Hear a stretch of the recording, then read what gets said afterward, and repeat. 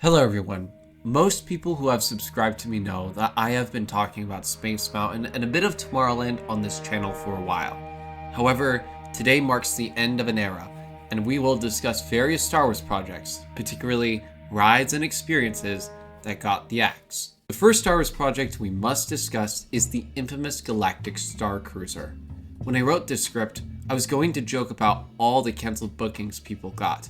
But now, I have to go into detail because the hotel will be closing. Let's start at the beginning. Disney announced in 2017 that a Star Wars hotel would be in the works. Then, back in March of 2022, the hotel opened, and it was well received by most critics, but the public wasn't all that forgiving because of the nearly $5,000 price tag for only 2 guests a night. It was doing well at the beginning, but over time, it started to have fewer people booking, and soon it was only limited to 1 dinner show instead of 2. Then, earlier this year, Disney began to cancel bookings from guests. Then, as most people know, on Thursday, May 18th, 2023, Disney announced they would close the hotel in September 2023. Most people know that, but more information came in regarding the hotel in the following days. According to rumors, Disney Imagineers visited the hotel to see what changes they needed to add to the hotel. They wanted to change the shows to be more entertaining, the storyline more engaging for the guests, and even the hotel to be more of a hotel than an experience. Another rumor that came in was possibly changing the entire hotel from being in this timeline of The Last Jedi to being in the timeline of The Mandalorian. However, Bob Iger supposedly rejected the idea and instead closed the hotel. Finally, on June 27, 2023, Josh D'Amelio, chairman of Disney Parks, made a statement regarding the hotel, saying something would happen. No further details regarding this information. It has been an absolute roller coaster seeing all the news stories regarding the Galactic Star Cruiser with a contemporary twist and turn. Now it has my full attention as to what will happen regarding the hotel, but seeing the announcements and changes for the hotel in real time is unbelievable. I know it's not a ride, and it wasn't scrapped before development, as Disney did make it an actual thing to experience, but I would be stupid if I didn't put it on the list. Before we get into the rides, there have recently been documents that show more shelved experiences for Batuu.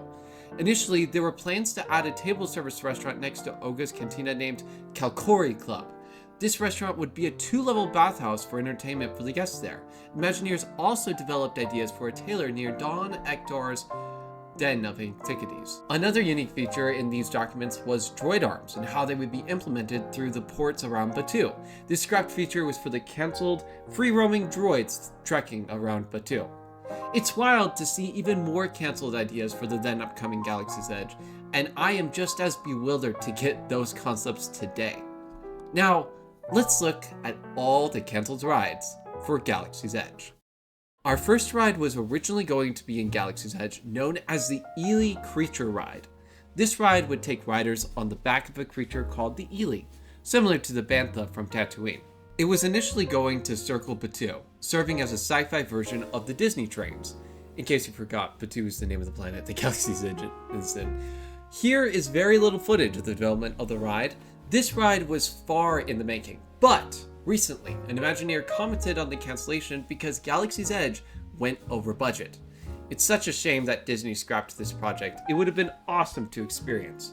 But weirdly, it returned as a stuffed animal for guests to buy during May the 4th weekend. But that's not the end of it. My dear audience, may I present to you Elee and Me. This book is from the canceled ride, and it is a tangible item that you can buy right now at Target. It's a story about a young girl named Salju, whose father gives an Elee and she raises it. It's pretty wholesome, but I was bewildered that this made it not only into a product at the Disney parks, but outside of it too. Additionally, as mentioned earlier, the Elee Plush toy is now available on the Shop Disney website. The Elee ride experience has got to be the weirdest revival of a ride I have ever seen, as it is now a stuffed animal and a book. That's just blowing my mind. Continuing our journey of the graveyard of cancelled Batuu rides, our next ride is the speeder bike ride. I remember as a child that most people believed this would be the flagship ride of the then upcoming Star Wars land. This ride would have been action-packed, as you would run away from the Empire, or most likely the First Order, through Batuu and possibly through the Star Destroyer TIE Fighter hangars of the battle-worn planet Jakku, as seen through this concept art. With the technology now, developing a speeder that holds multiple riders and somehow appears hovering would be difficult. Now, the last ride cancelled for Batuu has very little development, as it is a bounty hunter ride. Based on the concept art displayed here, riders would head on this aircraft-type ship and join a bounty hunter through their assignment. With more concept art, these seats would disappear and be blocked off when needed. A ride like this is quite fascinating when you think about the logistics of making it work with guests to make it believable, such as how it would transport these visitors and how Imagineers would create this world with the technology they have. How I would go about this ride would be very similar to the Harry Potter ride, Harry Potter and the Forbidden Journey. Alright, dear viewers, from this point forward, the following rides that I'll discuss are outside of Galaxy's Edge. The next ride is Star Tours, which we know is still going.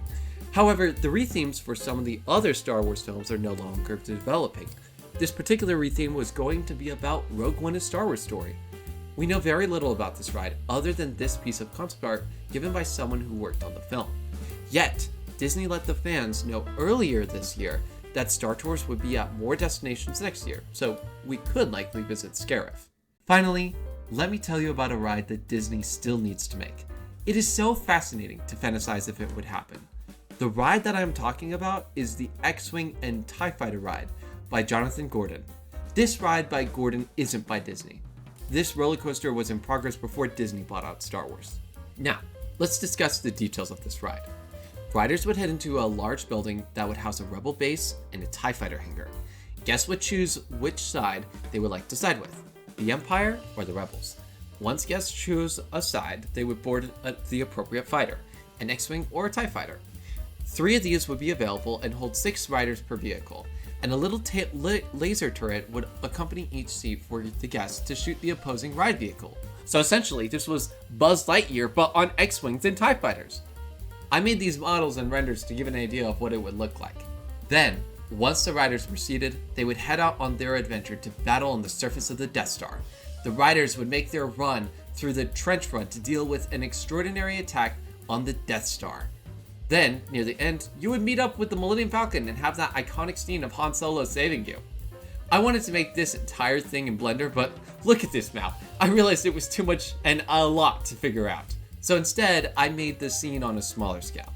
Oh, I forgot to mention, but while you wait in line for the ride, you could operate the Death Star turrets and blow X-Wings out of the sky. How cool is that? This ride is ridiculous and off the rails awesome. Thinking about how to construct this ride, where to put it, and all the safety inspections and how to get people on the ride and the effects working would be a nightmare and quite the hassle. But the product would be astounding.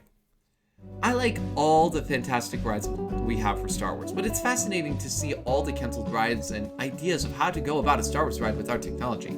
Trying to immerse a guest into the world of Star Wars is a very challenging task, but I'm glad that Imagineers could pull it off, in not only just one location, but in 2. Well folks, that's a wrap. Thank you all so much for watching. I hope you guys have all a good one. See you in the next one.